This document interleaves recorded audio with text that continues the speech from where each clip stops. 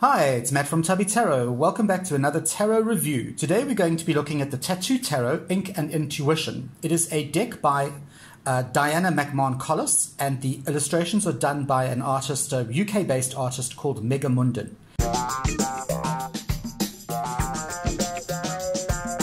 Hi and welcome back. Okay, so the Tattoo Tarot, not to be mistaken for the 8 Coins Tattoo Tarot, that's a different one. This is the Ink and Intuition Tarot, and it comes in a beautiful, beautiful box.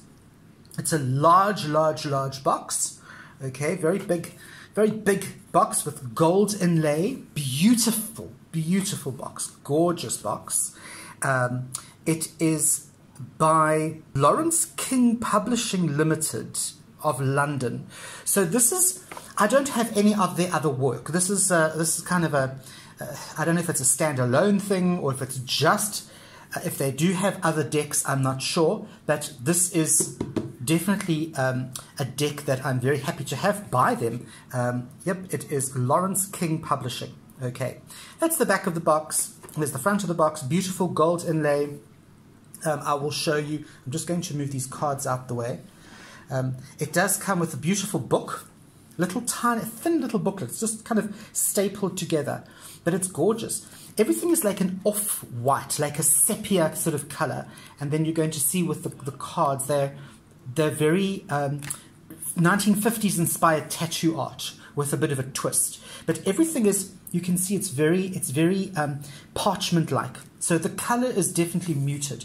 The book is pretty cool. As I say, it does come with this sort of book. It's got all the court cards and explanations and little tiny bits and bobs about the cards. It doesn't go into much detail. So it is definitely a booklet that is literally just for somebody who knows how to read with tarot, and it just really gives the bare bones of things. But definitely worth sort of looking at. Okay, so that's the booklet. The box, very sturdy, nice big box. When you open it up, it's got this red inside. Okay, and what I like is it's got this little thingy-bob when all the cards are in here, so that they don't all just tumble out if the box is upside down. That is the back of the card. Okay, the card is pretty big as far as tarot cards go. It's slightly bigger than a normal tarot card. The card stock is excellent, absolutely magnificent card stock. It is a matte finish card, so you can read outside with it. There is no glare on these cards. It's got that beautiful smooth matte finish to it. And yeah, it's just a really nice little box. Okay, you can keep your cards in that. Lovely thick cardboard. It's got the blurb on the back with the little pictures, and just something that you can definitely pop onto your shelf. It is, however, a non-standard size, so it's going to stick out if you like me and you like all your cards in a specific row and they must all be the same height. This is going to freak you out a bit because it tends to be slightly, it's just a weird size. It's an unorthodox size, so it's going to stick out a bit, but beautiful box. Let us have a look at the cards themselves. Okay, so we're going to pop through the major arcana. I do need to tell you that this deck is a pip deck. It is not a fully illustrated deck. It is a pip deck. So only the majors are illustrated. The minors are pipish, all right? But I'll leave that for you to discover on your own. So let's go through the major arcana. The Tattoo Tarot. Here we have the Fool. You'll notice that each of the cards are a sepia base, and then they have these very muted colors. These it's a very muted color palette. Okay, there he's got his little dog. It is very much a Rider-Waite clone.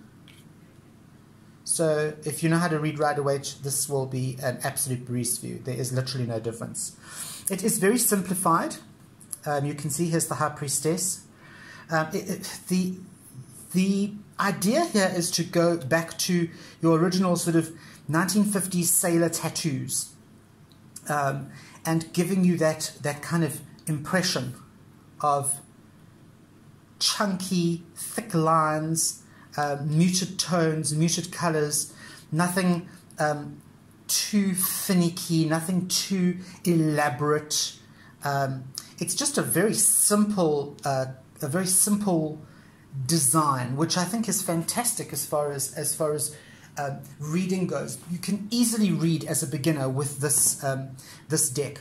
In fact, if you are wanting to learn how to read with a pip deck, this would be one of the decks I would highly recommend because it is so simple. It has the name of the actual card written in a little fonty, blocky thing at the bottom. The whole picture is in a square box, and then you've got the rounded edges of the actual card with the picture in that. This is a deck that I would highly recommend you keep the borders on because it's almost like it doesn't have borders. It's like a picture that's been stamped onto this oval type piece of card. Technically it's a non-border deck. Okay. I like the fact that the actual pictures look block stamped, almost like they are wood cut in a way. And you can see I'm not even really commenting on the pictures because they are literally right away. Strength, the lion lady, a couple of stars in the background. Very, very easy to read, very easy to understand what the cards are and what's happening with them. I mentioned the color palette. You can see that it's basically red, blue, green, and yellow with a little bit of brown thrown in. Love that death card. Oh my god, it's just so cool. It is very muted, and it's nice because it does tend to go with the muted background of the paper itself, the card itself, this kind of sepia color. I'm not sure if it's coming through on the video, if you can actually see the sepia, or if it looks white to you. But yeah, I can assure you it's not, it's an off-white. There's the devil. Cool card. Very simple, and yet very effective, very recognizable instantly. Okay?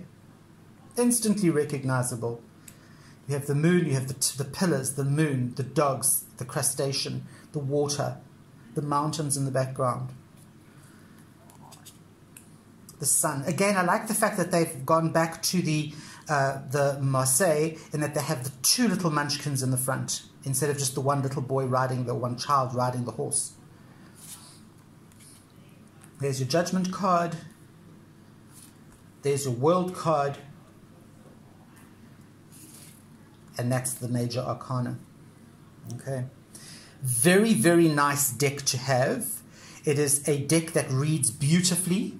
It is a deck that does not cost an arm and a leg.